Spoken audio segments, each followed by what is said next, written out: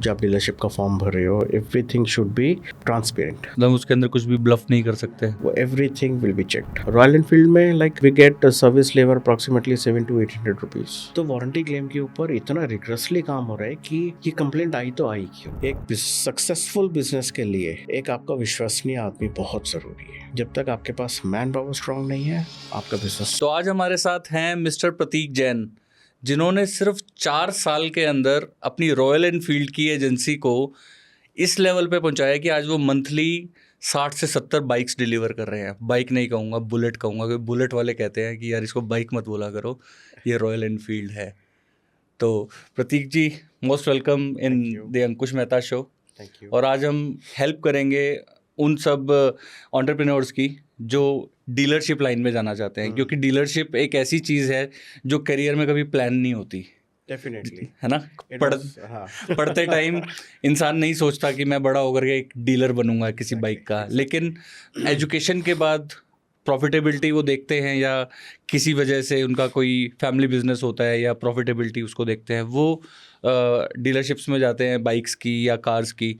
तो मैं आपकी जर्नी पूछना चाहूँगा कि आप कैसे एक रॉयल एनफील्ड के डीलर बने जिन्होंने 4 साल के अंदर इस अचीवमेंट को हासिल किया है।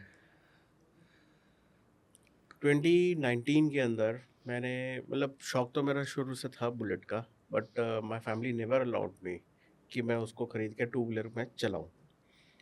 तो 2019 में मैंने एक वैसे ही बैठे बैठे, इनकी साइट है उसके ऊपर मैंने अप्लाई कर दिया for dealership. For dealership. And in 2020 after the first covid I got a call from Royal Enfield कि we have received your request for the dealership and आप अपने डॉक्यूमेंट्स दीजिए। I was surprise by how it come कि एक साल पहले मैंने अप्लाई किया था and now they are like approaching me कि आप डीलरशिप के डॉक्यूमेंट्स दो। मैं फाइन, ठीक है, you send me the documents but to be submitted. तो उन्होंने मेरे को दिया, तो I worked on it everything.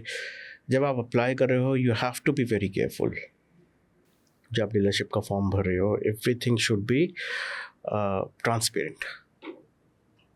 उसके अंदर कुछ भी ब्लफ नहीं कर सकते। नहीं, वो everything will be checked.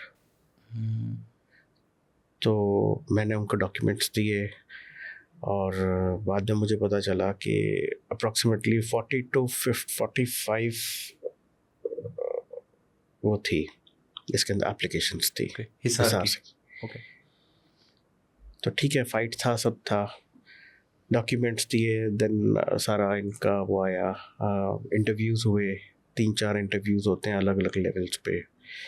And finally I got the LOI for royal Enfield. इसके अंदर पहले आपका सारा ड्यू डिलीजेंस भी होता है, financial due diligence third party करती है कोई भी कंपनी। तो आपकी जो हमें भी नहीं पता था वो सब निकाल के वो ले आते हैं कि फाइनेंशियल्स में।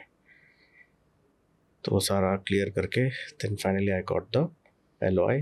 फिर चैलेंज ये था इसको बनाना कोविड टाइम में। It was the peak that time. तो हमने, मेरी टीम थी, क्योंकि कंस्ट्रक्शन का शुरू से थोड़ा सा शौक रहा है, तो टीम थी, तो टीम को हमने डिप्लॉय किया। देन उसको हमने बनाना था 45 डेज़ के अंदर अंदर, पूरी complete dealership with service with sales, and we succeeded.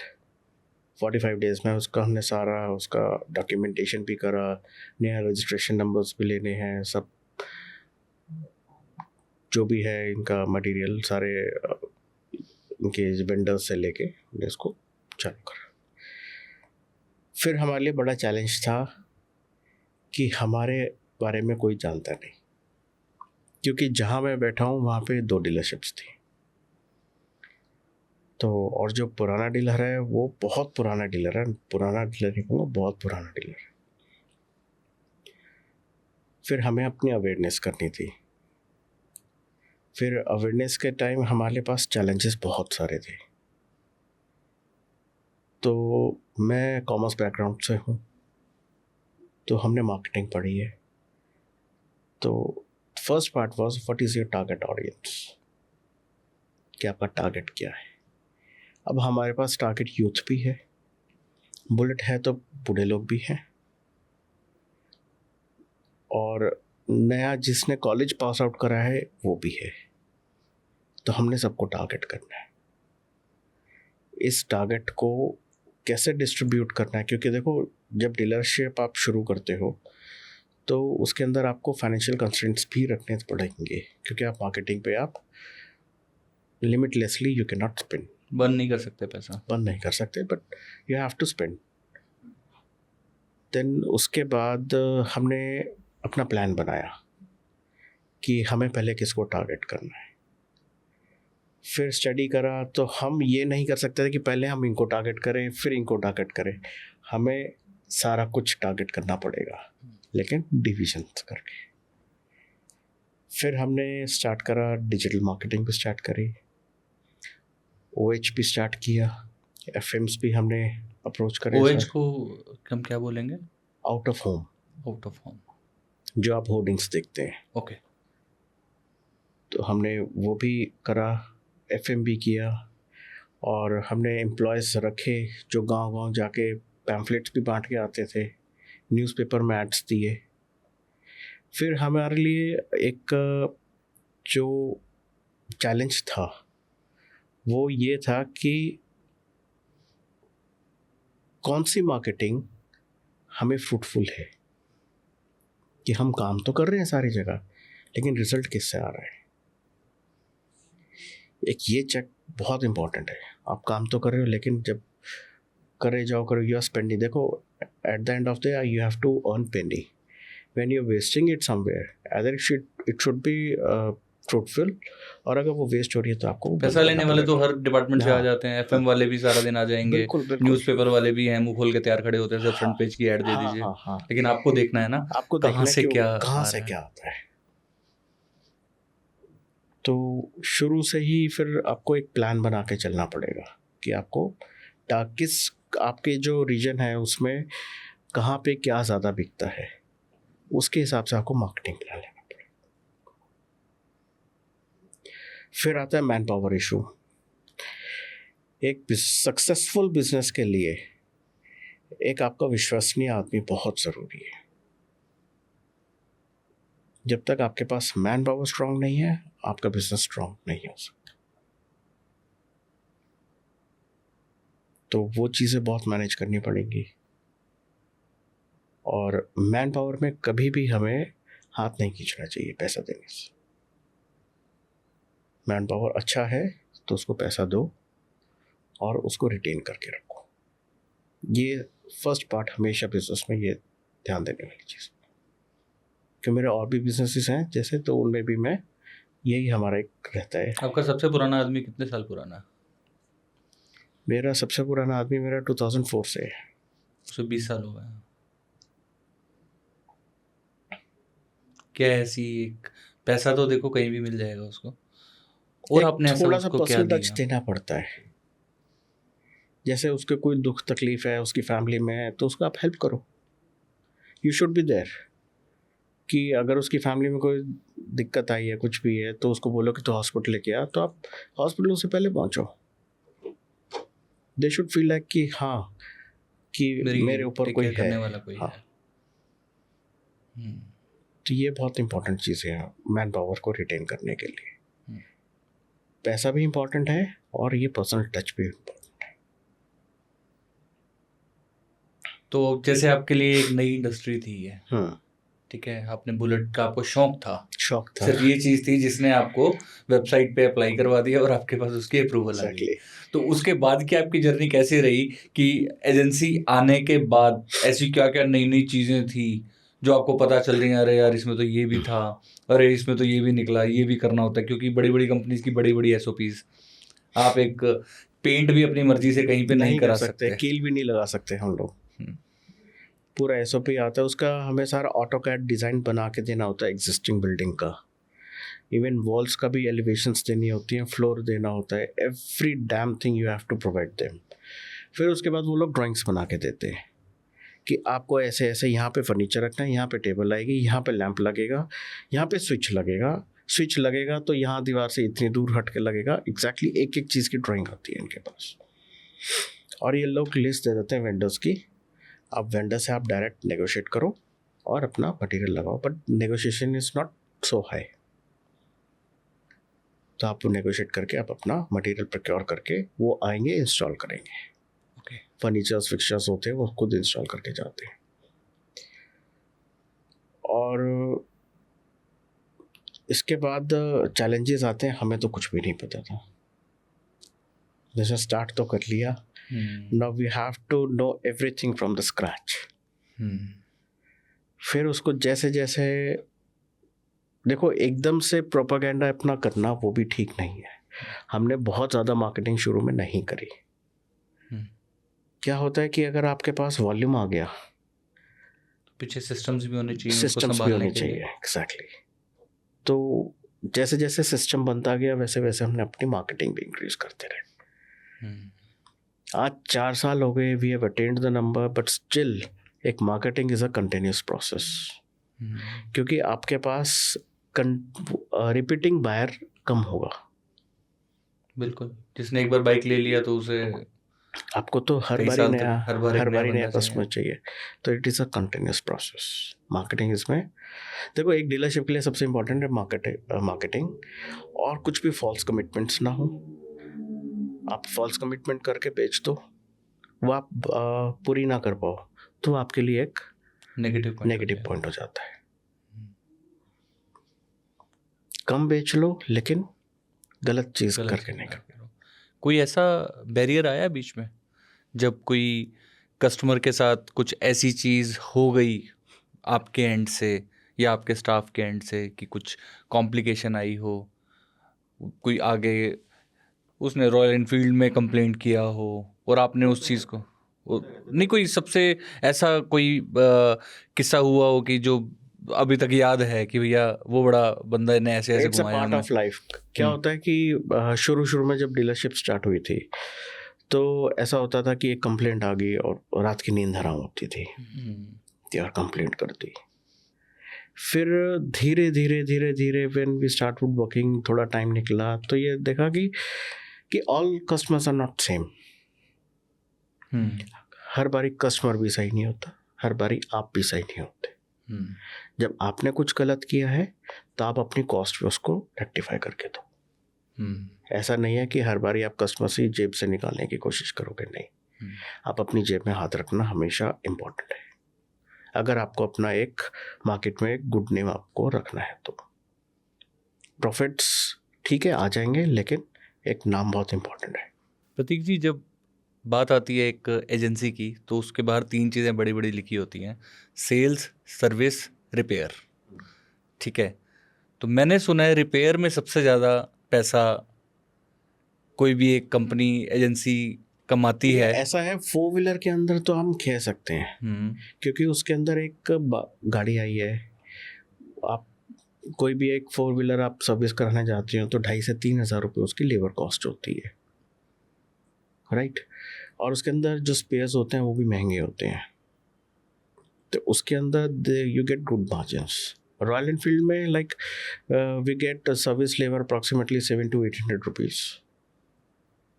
So it's not the ticket size is not big, but you get the volume if you are providing good services. Again मैं ये कहूँगा कि service में भी आपको गलत काम नहीं करना। प्रतीक जी, कल मुझे एक फेसबुक पे ऐड दिखी जिसके अंदर रॉयल एनफील्ड का हेलमेट, शूज, जैकेट्स, ग्लव्स। तो रॉयल एनफील्ड बाइक बनाता ये मतलब एक्सेसरीज जो मार्केट थी उसको कैसे कवर करने लग गया है? क्योंकि अभी तक तो यही रहता था ना कि बुलेट की बाइक, रॉयल एनफील्ड की बाइक मिल नहीं रही, सिफारिशें लगती थी मिलने के लिए। आप कभी लद्दाख गए हैं? जी गए जी। आपने ट्रूप्स देखे होंगे, पूरा बाइकिंग का जाते हैं, और कौन सी बाइक्स होती हैं? रॉयल एनफील्ड होती है। एंड उनको आपने कभी देखा है वो अपने पूरी राइडिंग गियर्स पहन के चलते हैं? कोई भगवान ना करे कोई हादसा हो जाए, कोई गिर जाए, तो पूरी प्रोटेक्शन होती है उनकी। उनके नी पैड्स भी लगे होते हैं, राइडिंग जैकेट्स आती हैं, आर्मर्ड राइडिंग जैकेट्स। तो जब यहाँ रॉयल एनफील्ड के अंदर राइडिंग कल्चर बहुत है, हम लोग भी हर महीने राइड निकालते हैं, और कोई बड़ा इवेंट है तो बड़ी राइड निकालते हैं। कॉज राइड्स भी होती हैं, हर तरह की राइड्स अलग अलग हम लोग करते हैं। तो रॉयल एनफील्ड का पूरा मर्केंडाइज आता है, जिसके अंदर आपको लाइफस्टाइल अपैरल्स भी मिलेगा और राइडिंग गियर्स भी मिलेंगे, जिसमें आपको हेलमेट्स प्रॉपर जो क्वालिटी यहाँ मिलेगी वो आपको नहीं मिलती कहीं। राइडिंग जैकेट्स होती हैं, ग्लव्स होते हैं, नी पैड्स होते हैं, और जैकेट्स के नीचे पहनने के लिए इनर वेयर्स होते हैं, सब आपको मिलेगा। तो ये इसके साथ पैरेलल बिजनेस वो भी है। तो जो मार्केट में चीज़ें अवेलेबल हैं उनसे इसीलिए कॉस्ट में available है। कितना आप आज फर्क रॉयल है? एनफील्ड की डीलरशिप छोड़ो तो आपको हिसार के अंदर, हम जहाँ भी बैठे हैं वहाँ अंदर आपको कहीं पे राइडिंग गियर्स मिल सकते हैं? नहीं मिलते। दे आर गिविंग अ नहीं, फैसिलिटी। मैं लेकिन अब बात करता हूँ, अपन दिल्ली चलते हैं, दिल्ली चलते वहाँ हैं, पे बहुत मिलेंगे आपको। लेकिन एक दिल्ली, चलो मैं किसी भी एक बड़े शहर की बात करता हूँ, वहाँ पे मिलते हैं। नहीं मिलते। वो रॉयल एनफील्ड पे जा रहा है, क्वालिटी में फर्क आपको क्वालिटी तो दिखा? डेफिनेटली, ये बनाई राइडर्स के लिए, ठीक है, आते हैं, लेकिन जो कॉस्ट इफेक्टिव प्राइसेस में ये लोग दे रहे हैं वो नहीं मिलेगा आपको। अच्छा, आपका कहना है कि जो मार्केट में मिल रहा है उससे कम प्राइस में ये हाँ। अच्छी क्वालिटी प्रोवाइड कर रहे हैं। हाँ, आपको प्रॉपर ग्लव्स हैं, देयर सेवरल ग्लव्स, उसके जो स्टाइलिंग है, आप नकल गार्ड्स चाहिए आपको, नहीं चाहिए, आप अपने कंफर्ट के हिसाब से आप अपना ग्लव्स खरीदो। जैकेट्स हैं इतनी तरीके की, लेदर जैकेट्स तक आती हैं इसकी, बूट्स हैं, राइडिंग बूट्स हैं। अब राइड पे आप जा रहे हो तो आपको कंफर्ट भी रहना चाहिए और आपको सेफ्टी भी चाहिए। तो वो दोनों चीज़ का ध्यान रख के वो सारा मर्केंडाइज देते हैं। और इसके साथ एक पैरेलल बिजनेस और है एक्सेसरीज का। अब जो रॉयल एनफील्ड लेगा वो एक्सेसरीज, हमारे टाइम में शोरूम से हम बाइक लेते थे, बुलेट लिया, और बाहर जाकर के मार्केट में उस पर एक्सेसरीज अलग अलग लगवाते थे, क्योंकि शोरूम पे इतनी चीज़ें नहीं मिलती थी। तो अभी मैं देख पा रहा दैट हूँ, वाज अ टाइम। हाँ, पर आज जाओ, जो शोरूम पे चीज़ें मिल रही है वो बाहर नहीं मिलेंगी। जो quality they are providing, warranty के साथ एक्सेसरीज प्रोवाइड हो रही है। एक्सेसरीज में भी वारंटी आ यस, रही है। इनफैक्ट आपके राइडिंग गियर्स में भी वारंटी है, आपकी बाइक की भी वारंटी है। आपकी बाइक की चेसिस कुछ ख़राब हो जाए, एनीथिंग, 5 साल की एक्सटेंडेड वारंटी ले लो तो 5 साल तक एवरीथिंग इज कवर्ड। और क्या कुछ नया है रॉयल एनफील्ड, नए वाले रॉयल एनफील्ड के अंदर, प्रतीक जी? देखो, जो पहले जो था ना कि रॉयल एनफील्ड चलाते हुए थकता था आदमी, वो थी वाइब्रेशंस थी। इन्होंने इंजन इतने रिफाइन कर दिए हैं कि जैसे हार्ले आप चला रहे हो तो वो कहते थे ना इसमें तो वाइब्रेशन ही नहीं है, आप रॉयल एनफील्ड चलाओ, वाइब्रेशन बिल्कुल इतनी स्मूथ हो चुकी है, आपको चला के अलग ही फील आएगा। और बाकी कुछ बाइक्स हमने देखी हैं, जैसे उसमें टॉर्क की कमी हमें महसूस होती है, जैसे आप स्पीड ब्रेकर से निकाल रहे हो तो आपको गियर चेंज करना पड़ता है। तो ये मज़ा रॉयल एनफील्ड में है कि आपको गियर नहीं चेंज, जिसमें चल रहे हो आप चलते रहो। अच्छा, सीमलेस। तो इंजन और इन सब चीज़ों पे बहुत काम हुआ, बहुत काम। मतलब आप क्लासिक जो अभी आए हैं इनका, उसमें एक भी कंप्लेंट होती है, कोई भी, जैसे हम लोग वारंटी में कोई प्रॉब्लम आती है, मतलब किसी को कोई बाइक में दिक्कत आई, हम वारंटी क्लेम लेते हैं, तो वारंटी क्लेम के ऊपर इतना रिग्रेसली काम हो रहा है कि ये कंप्लेंट आई तो आई क्यों, what is the base cause. ये आप अपने लेवल की बात बता रहे हैं या कंपनी भी इसमें? कंपनी लेवल पे ओके, हम भी करते हैं कि आई तो आई क्यों, फिर उसको हम आगे एस्केलेट करते हैं, क्योंकि कंपनी को थोड़ा से ऐसे डीलर्स चाहिए जो उनको बताए, फीडबैक्स छुपाए ना। हम लोग इसमें थोड़ा सा रहते हैं कि फीडबैक दिया जाए ताकि आगे दिक्कत ना आए। तो they are also working rigorously on complaints कि कोई टेक्निकल प्रॉब्लम आई है तो क्यों आई है, तो उसके ऊपर वर्क किया जाता है कि they are working on zero complaints, कि टेक्निकली ज़ीरो कंप्लेंट होनी चाहिए। और फिर स्टाफ की बात है कि हम इनको कैसे बताएं, तो उसकी सारी ट्रेनिंग्स होती हैं कंपनी में। अगर मान लो सर्विस एडवाइज़र है तो उसकी ट्रेनिंग्स अलग होती है, मार्केटिंग एग्जीक्यूटिव्स रखते हैं हम जो टेली कॉलिंग के लिए, उनकी अलग होती है ट्रेनिंग्स, और सेल्स पर्सन की ट्रेनिंग अलग होगी, मैनेजर्स की, सर्विस मैनेजर की ट्रेनिंग अलग होगी, सेल्स मैनेजर की ट्रेनिंग्स अलग होती है। हर बंदे की ट्रेनिंग ये लोग प्रॉपर करते हैं, सारा उसका लेगेसी उसकी पढ़ाएंगे, and what process should be followed, तो वो भी सारा उसको समझाया जाता है। कंपनी पूरा अच्छे से ध्यान दे रही है। हाँ, ट्रेनिंग्स वगैरह सारा कुछ प्रॉपर दी जाती है।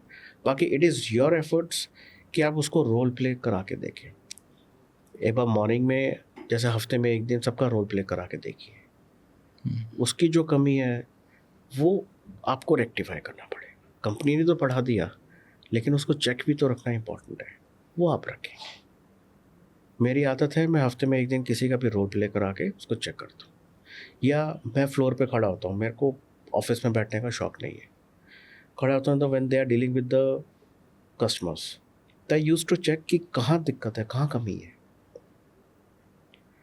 जब कस्टमर आया तो he should feel like I am coming to a 5 star hotel, तो उसको वो फील देना है। जब आप वो नहीं दोगे तो कस्टमर आपका कैसे बनेगा? मैंने एक टाइम देखा है रॉयल एनफील्ड का, जब हम जाते थे तो इट वाज लाइक सरकारी दफ्तर, हाँ, जहाँ पे 1 या 2 लोग बैठे हैं, महीने में 2-3 बाइक्स उनकी बिकती थी, और नाम नंबर नोट करा जाओ, आपको बता देंगे। और आज आप बता रहे हैं कि आप रॉयल एनफील्ड एक 5 स्टार एक्सपीरियंस दे रहा है। देखो मैंने बहुत टाइम से, वैसे है मेरे पास रॉयल एनफील्ड, हाँ, हाँ। लेकिन बहुत पहले की मेरे पास ली हुई रखी है, लेकिन ये वाला एक्सपीरियंस तो बहुत जल्दी इसको एक्सपीरियंस भी करने आता हूँ। आप आके देखिए कभी व्हाट एक्सपीरियंस यू गेट। हम लोग जैसे क्या है कि कंपनी नहीं कहती है, कंपनी के कोई डिलीवरी एसओपीज नहीं है, it is you who has to implement that. कि आप कस्टमर को आप अच्छे सा फील कैसे करा सकते हैं। आप एक सिंपली आप एक समझो, आप गाड़ी लेने गए हो, सिंपली आपको गाड़ी दे दी, हाँ जी लो जी जाओ, आपको अच्छा लगेगा? ठीक बात है, हर कोई एक्सपेक्ट कर रहा है आज की डेट कर रहा है। आप उसकी सेरेमनी कराओ अच्छे से, उसको एक छोटा सा गिफ्ट दो, they are more than happy with you. आप कस्टमर के ऊपर वर्क करो। देखो हमें सारी चीज़ ध्यान देनी पड़ेंगी, हमें डीलरशिप भी ध्यान देना पड़ेगा, उसके फाइनेंसेस भी ध्यान देने पड़ेंगे, हमें सारा स्टॉक मैनेजमेंट भी करना पड़ेगा। उसका लोन प्रोसेस है वो भी स्मूथ देना पड़ेगा हमें। आपको लोन के आगे बैंक्स के बंदे भी बिठाने पड़ेंगे, 3-4 बैंक्स के, कि एक से उसका लोन नहीं हो तो दूसरे से हो जाए। आपको बैंक से टाई अप भी करना पड़ेगा, आपको बंदे भी बिठाने पड़ेंगे। हाँ, इसके लिए तो वो हम उसको नहीं कह सकते ना तुम जाओ किसी बैंक से चेक नहीं, लेके आओ, आपको और प्रोवाइड करना करना पड़ेगा। We are providing loan facility within 10 minutes. Cool. आप आओ, आपको कोई डॉक्यूमेंटेशन नहीं चाहिए, आप अंगूठा लगाओ, आपका सारा डेटा आजकल पैन कार्ड से सारा फेच हो जाता है, सारा सिबिल फेच हो जाता है, आपको बता देगा जी आपका इतना साल का इतने का लोन हो सकता है। If you approve it, yes done, आप बाइक ले जाओ। प्रतीक जी, एक यूज़र के पर्सपेक्टिव से बात कर रहा हूँ, क्योंकि मेरे को बाइक्स का बहुत शौक रहा है, मैंने स्टंट्स किए हैं किसी टाइम में।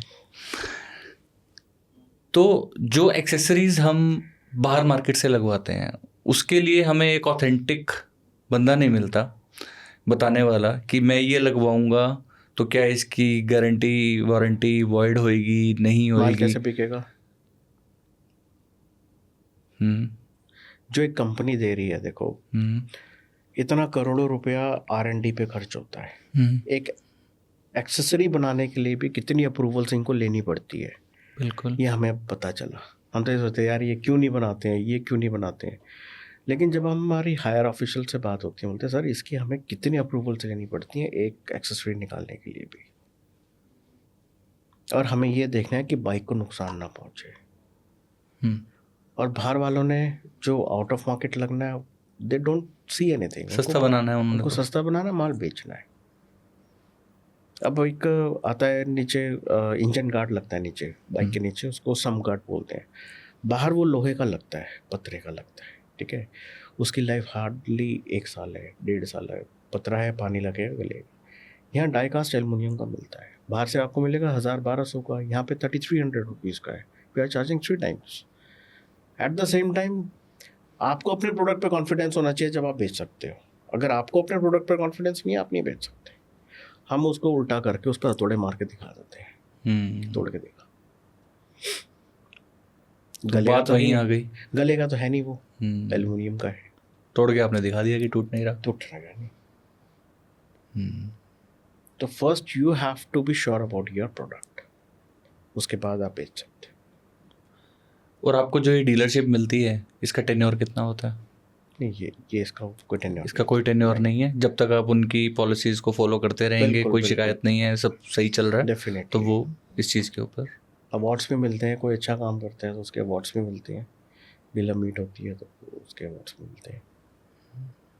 तो मैं तो ये सारा ये अगर हम सारा करेंगे तो आपको नॉलेज बहुत इम्पोर्टेंट है और सारा कुछ आपको देखना है। और अगर आप इनिशियली बहुत अच्छा स्टार्ट करना चाह रहे हैं तो आपको मैन पावर बहुत अच्छी चाहिए।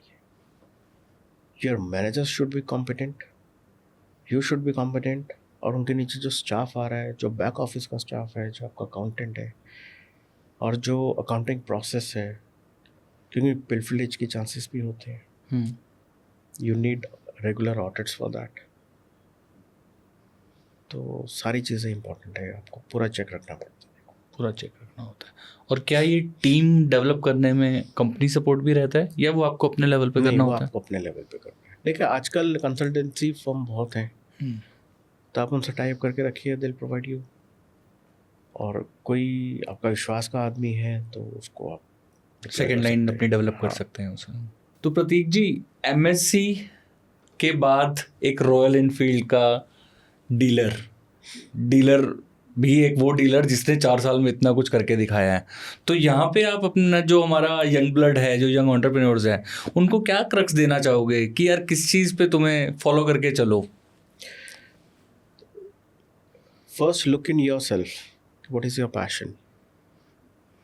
When your passion becomes your work, it's always outstanding. वो 3 Idiots वाला है ना, जैसे बिल्कुल वही हमारे साथ हुआ। मेरे को बचपन से शौक था कि मेरे को ऑटोमोबाइल डीलरशिप लेनी है। मैंने सेवरल 4 व्हीलर्स में भी अप्लाई किया था, बट कुछ प्रॉब्लम था, कुछ पॉलिटिकल जैक से मिलना था या कुछ था। तो एट लास्ट ये जो मैंने लिया विदाउट एनी जैक, इसमें किसी की कोई नहीं चलती सिफारिश, तो फिर जब लिया तो आई वॉज लाइक सेटिस्फाइड था कि हाँ एक मुकाम मेरे को प्राप्त हुआ कि एक डीलरशिप मिली। और साथ में मैं जैसे मेरा प्लाईवुड का बिजनेस भी करता हूँ, तो वो भी एक मेरा बचपन से ही था कि I have to put a manufacturing unit of plywood. तो व्हेन आई वाज आपने just 12 years old. Family business take over किया है नहीं, या I खुद से? started my own. Okay, I started my own. Cool, very inspiring for. और इस पे आएंगे हम अपने नेक्स्ट एपिसोड में, आपको दोबारा से इनवाइट करेंगे अभी अपनी तो बात जो हुई। आपका पैशन है, आप किस फील्ड में आप ज़्यादा अच्छे हैं, तो उस ठीक है। कुछ सर्कमस्टांसेस ऐसे भी होते हैं कि आपको कुछ नया भी सीखना होता है, और सीखना इज़ वेरी इंपॉर्टेंट। जहाँ से जो मिलता है सीखने को, सीखना चाहिए। अब हम लोग यहाँ पुराने टाइम के हैं, वो दूसरे फ़ोन्स हम चलाना जानते थे, हमने तो वही देखे हैं, लेकिन आज डिजिटल मार्केटिंग भी हम लोग जानते हैं। You have to update yourself and you have to implement that in your business. The main part is like you have to be updated. और स्टडीज़ करना बहुत इम्पोर्टेंट है, मार्केट स्टडी करना कि इस टाइम मार्केट में क्या नीड है। डिजिटल मार्केटिंग वर्ड आया, तो डिजिटल मार्केटिंग ने आपकी कितनी हेल्प करी आपके बिजनेस को ग्रो करने के लिए? आप एज हमारी डिजिटल चाबी की सर्विसेज भी ले चुके हैं, तो मैं ये एक टेस्टिमोनियल की तरह यूज़ करूँगा। मेरे को बहुत हेल्प मिली है। देखिए ये कंटिन्यूस प्रोसेस है, मैं पहले भी बता चुका हूँ। और digital marketing you should like कभी बंद करना ही नहीं चाहिए इस बिज़नेस के लिए, ख़ास तौर पे क्योंकि आपको नया कस्टमर चाहिए। और आज कोई भी 2 व्हीलर 4 व्हीलर कोई भी खरीदता तो सबसे पहले इंटरनेट पे देखता है ना कि मेरे को क्या कलर लेना है, इसके क्या प्राइसेस है।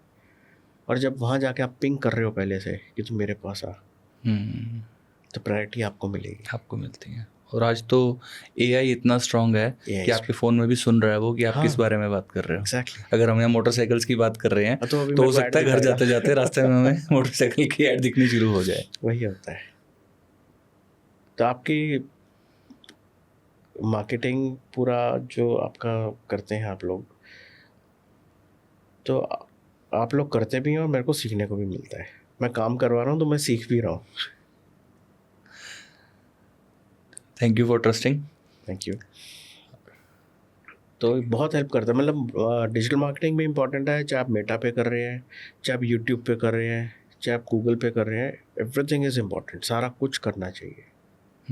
लेकिन एक बजट बना के चलना चाहिए। तो marketing is all about 360 degree approach. Yes. जैसे हम डिजिटल मार्केटिंग करते हैं तो कभी भी हमने ये नहीं कहा कि ऑफलाइन मार्केटिंग गलत है। नहीं, वो दैट इज, आप ये देखें ना, बूढ़े आदमी उसको कैसे अप्रोच कैसे हम करोगे वहाँ आप? तक पहुँचेंगे? वो आप न्यूज़पेपर में देखेगा, वो होर्डिंग से देखेगा, एग्जैक्टली। वो मोबाइल या It's all इंस्टाग्राम about पे नहीं your चलाएगा ना। budget. हाँ, इट्स कि ऑल आपको बजट। उसको आपको डिस्ट्रीब्यूट करना distribute पड़ेगा कि मेरे करना को ऑफलाइन में इतना जाना है, ऑनलाइन में इतना जाना, ऑनलाइन में जाना है तो इसमें मेरे को इतना स्पेंड करना है, ऑफलाइन में जाना है तो मेरे को अखबार में इतना स्पेंड करना है, पैम्फलेट में इतना स्पेंड करना है, फील्ड एक्टिविटी में इतना स्पेंड करना है, मेरे को OH में इतना स्पेंड करना है। वो सब आपको बजटिंग चलना पड़ेगा। तो प्रतीक जी, जैसे ही आप अभी एंटर किया आपने हमारे स्टूडियो में और छत पे कलर को देखते ही आपने बोला ये उस कंपनी का ये वाला कोड है, तो ये वाला एक्सपीरियंस आप जो बता रहे हैं कि मेरी रॉयल एनफील्ड के अंदर यही वाला कलर यूज़ होता है, देखो मुझे भी नहीं पता था, तो क्या इतनी डीप जाना पड़ता है कि आपको कलर कोड्स तक याद करने पड़ते हैं? जब हमें को LOI मिली थी ना, तो उससे नेक्स्ट डे BRI नॉर्म्स आ गए थे, पावर पॉइंट प्रेजेंटेशन होती है, वो मिल गई थी। वो शायद 130-120 पेज के आसपास की वो प्रेजेंटेशन थी, और मैंने पूरे का प्रिंट आउट निकाला। और सर्विस की अलग आती है, सेल्स की अलग आती है, सबकी। तो I was going through each and everything कि यार इतनी सारी चीज़ें कैसे होंगी। बट जो कंपनी का जो DD हेड होता है, वो आपको गाइड करता है कि फर्स्ट फेज में आपको ये काम करना है, सेकंड फेज में ये, थर्ड फेज में ये। तो हम उनके अकॉर्डिंग ही चलते गए। लेकिन वही है कि आपको चीज़ों का तो सब, सी यू आर अ ओनर, तो आपको एक एक चीज़ का मालूम होना चाहिए। कल को आपका एम्प्लॉय भी ये ना बोल सके नहीं सर ऐसे नहीं होता। You should be confident enough. कोई भी आप बिजनेस कर रहे हो तो आपको अपने बिजनेस की पूरी नॉलेज होनी चाहिए। करेक्ट। आप सीखने के लिए नहीं आए, एग्री। आपको आगे सिखाना है। तो इसलिए आपको पहले भी सारी चीज़ें पता होनी चाहिए। बिजनेस में हमें अपनी नॉलेज लेकर के अपनी कॉपीज आगे बनानी होंगी। हाँ। अगर उसे हमें सक्सेसफुल। लेकिन सारा भी नहीं समझाना होता। अब सामने वाले की कैपेबिलिटी भी है ना। नहीं, उसको सारा भी नहीं समझाना होता। एक एंटरप्रेन्योर का ये बहुत इंपॉर्टेंट पार्ट है जी, कि आप अपना सारा कुछ निकाल के नहीं दे सकते। तो जब हमने स्टार्ट किया था बिल्डिंग, तो धीरे धीरे धीरे धीरे सब हमने चीज़ें करी। कुछ हमने आइडियाज़ अपने भी पुट कर, जैसे उनकी ड्राइंग्स आती थी तो मुझे समझ में नहीं आई। मैं practically you have to see everything कि आपका क्या प्रोसेस होगा, you have to think visually. तो हमने उसको जब विजुअली उसको सारा चेक करा, 3D दिमाग में भी चलती है देखो, हमने उसको जब चलाया तो मुझे वो समझ में नहीं आया था। तो हमने उनको अमेंडमेंट्स बोली, 3-4-5 बार अमेंडमेंट्स भी हमने कराई, तब जाके हमारा सेटअप हमने फाइनल ड्राइंग्स लेके उसको फिर इम्प्लीमेंट किया। रॉयल एनफील्ड से कितनी सपोर्ट मिलती है जब आप अपना सेटअप कर रहे होते हैं? तो देखो, उनके सपोर्ट के बिना तो हम चालू नहीं कर सकते। वेंडर्स वो देंगे, नॉर्म्स वो देंगे, ड्राइंग्स वो देंगे, आपको तो बस खड़े होकर बनवाना है। थोड़ा सा ये है कि आप अपने अकॉर्डिंग प्रैक्टिकली उसको देख लो। वैसे तो होता उनका भी है, लेकिन एक हर सिटी का, हर स्टेट का एक अलग क्राइटेरिया होता है, मतलब माइंडसेट्स अलग होते हैं। तो जब आप अपना स्पेयर पार्ट का स्टॉक इकट्ठा करते हैं तो आपके पास वहाँ भी कुछ चैलेंज आता है कि कंपनी कुछ ऐसी चीज़ें दे देती है जो जिसकी सेल्स प्रैक्टिकली उतनी नहीं होती? इन चीज़ों पे भी ध्यान रखना होता है या पूरी ग्रिप? चीज़ का ये लोग हमारे से ज़्यादा ध्यान देते हैं। ओके। मैं आज जो स्टॉक लेके बैठा हूँ स्पेयर पार्ट के लिए स्पेशली, कंपनी से लड़ाई होती है, वो कहते हैं कि स्टॉक कम करो, हम कहते हैं हमें इतना स्टॉक चाहिए। ओके। क्योंकि मेरा एक वर्चू अलग है। कंपनी कहती है कि why you are holding so much tanks and all, सब क्यों रखा हुआ है। मेरा जो वो है विजन, वो ये है कि एक्सीडेंटल गाड़ी आई है कोई, तो I try to deliver it back in within 2 or 3 days। Okay, तो हमें ज़्यादा वेट ना करनी पड़े, कि हमने ऑर्डर लगा रखा है, वो आज आपका कोरियर वहाँ तक पहुँच गया, यहाँ तक आ गया, तो वो 10 दिन लगेगा। अब कस्टमर को क्यों वेट कराएं? When you have capacity to stock, you should. तो यहाँ उल्टा है, जो मैं दूसरे बिजनेसेस में देखता हूँ, मेरी बात होती है तो वो कहते हैं जब हम उनसे कोई 2 रनिंग मॉडल मांगते हैं तो साथ में 3 हमें वो चिपकाते हैं। मैं आपको जो नहीं चलता कर रहा हूँ फिलहाल। ओके। स्पेस में, और इसमें एक बहुत अच्छा पार्ट है कि इसमें वेक्टर फ्लो है। आपको ध्यान रखने की ज़रूरत नहीं है कि यार आज मेरा ये ब्रेक पैड ख़त्म हो गया, मुझे ऑर्डर करना है, या ऐसा नहीं है कि मेरे यार ब्रेक पैड ख़त्म, अब मैं कहाँ से लाऊं। ये सिस्टम नहीं है। आपने जो सेल किया वो आपका नॉर्म बन जाएगा। आपका 5 का नॉर्म है, जैसे ही आपने 2 सेल करे, 3 हो गए, ऑटोमेटिकली वो 2 बिल हो जाएंगे। ओके ओके, आपका जो सॉफ्टवेयर वहाँ तक काम हाँ, करता है, वहाँ पे वो आपका एक automatically minimum bill- quantity maintained का कोई हाँ, सिस्टम है। वेक्टर फ्लो बोलते हैं वेक्टर इसको फ्लो, यहाँ पे। वो ऑटोमेटिकली बिल हो जाएगा। आपकी मर्जी है आपने कौन कौन से पार्ट्स जो हैं उसके अंदर आपको वेक्टर फ्लो में डालने हैं। कंपनी वैसे भी डाल के देती है। ऑयल हो गया, जो मेन रनिंग पार्ट्स होते हैं वो वेक्टर फ्लो में होते हैं, और वो ऑटोमेटिक ऑर्डर हो जाता है, ऑटो ऑर्डरिंग है वो। तो आपको बस पैसा रखना है, वो अपने आप बिल होके आता रहेगा, जैसे जैसे कम होएगा अपने आप बिल होता रहेगा।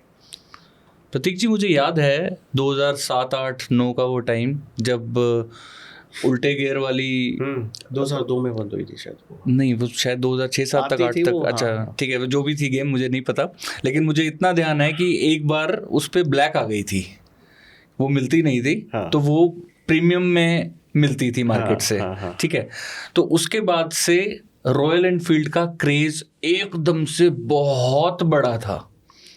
ठीक है, और मॉडल्स भी बहुत कम होते थे।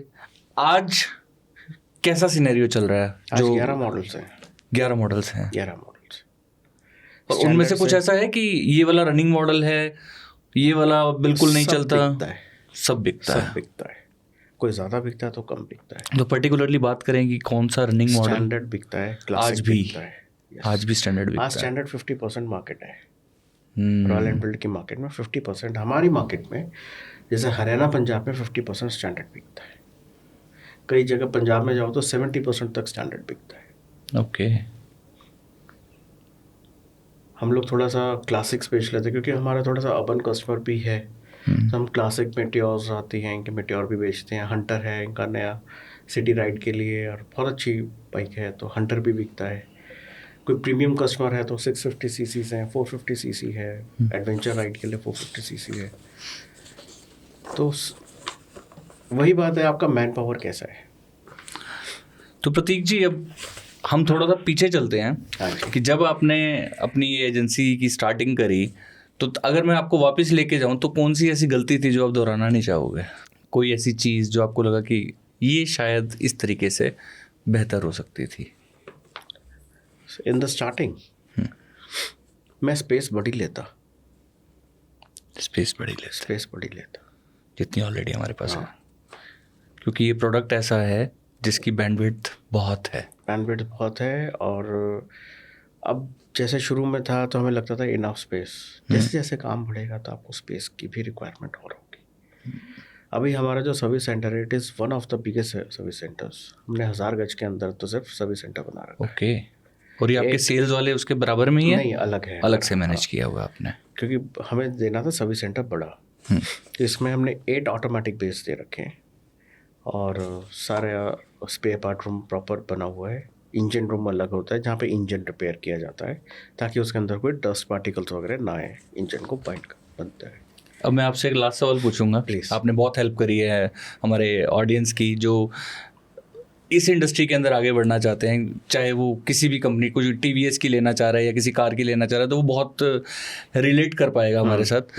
अब आप एक बात बताइए कि आपने किसी विजन से इसको शुरू किया क्योंकि आपको शौक था बुलेट का, आपने इसे स्टार्ट कर लिया क्योंकि आप कोई ना कोई बिजनेस देख रहे थे कि मुझे ऐड ऑन करना है, तो आपको ये अच्छा लगा।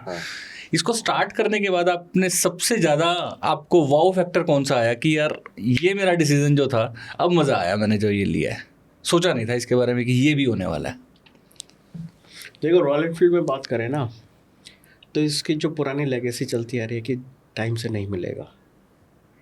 ठीक है, तो जब मैंने स्टार्ट किया तो मैं मतलब ऑफिशियल्स को इतना नहीं जानता था, मिनिस्टर से नहीं जानता, तो उनके फ़ोन आते थे, मैं फ़लाना बोल रहा हूँ, इसको बाइक जल्दी दे देना। मेरे पास डिस्काउंट के लिए फ़ोन नहीं आता था, जल्दी दे देना।